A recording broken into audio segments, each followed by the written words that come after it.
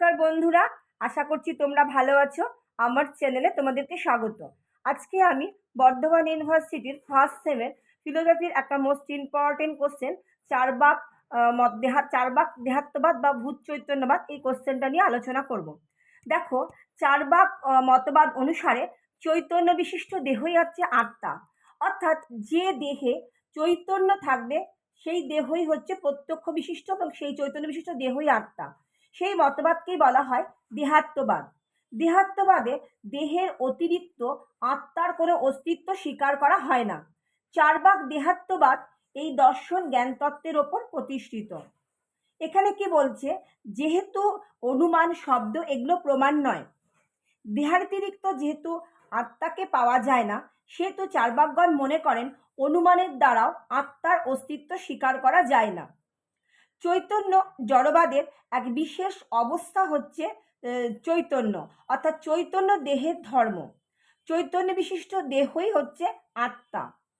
চারটি মহাভূতের আকস্মিক সংমিশ্রিত হলে যে জীবদেহ গঠিত হয়, সেই দেহে চৈতন্য নামে একটা নতুন গুণের উন্মেষ হয়।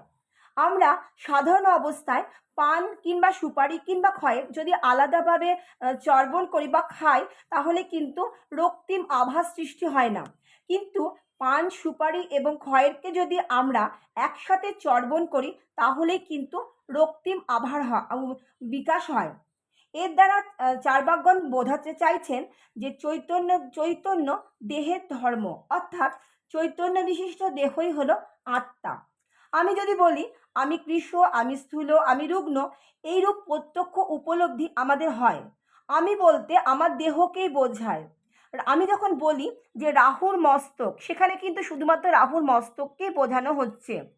চারবাকরা বলছেন যে দেহাতিরিক্ত অর্থাৎ দেহ থেকে বিচ্ছিন্নভাবে আত্মার কোনো অস্তিত্ব থাকতে পারে না। তাহলে প্রশ্ন আসতে পারে যে কর্মফলবাদ, বাপ জন্মান্তরবাদ, পাপ পুণ্য, স্বর্গ নরক, চারবাকরা বলছেন এগুলো হচ্ছে অলিক ধারণা।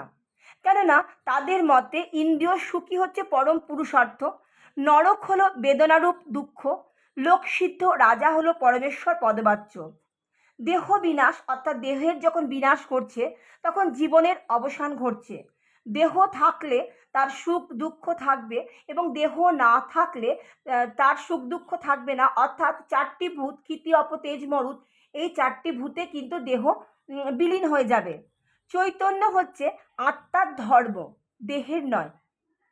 কারণ মৃতদেহে চৈতন্যের অভাব থাকে, শরীর স্বরূপতই চেতন নয়।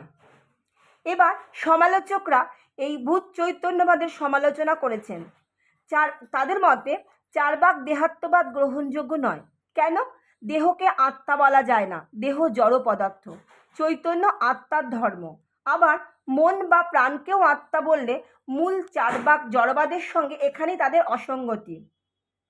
চারবাক মতে চৈতন্য দেহের একটা ধর্ম বা গুণ, কিন্তু চৈতন্য দেহের ধর্ম হলে তাকে দেহ থেকে বিচ্ছিন্ন করা যাবে না। কিন্তু বাস্তবে দেখা যায় যখন মানুষ গভীর নিদ্রাকালে বা মূর্ছিত অবস্থায় যখন থাকে, তখন কিন্তু দেহে চৈতন্য থাকে না। আবার মৃতদেহ চৈতন্যের অভাব থাকে।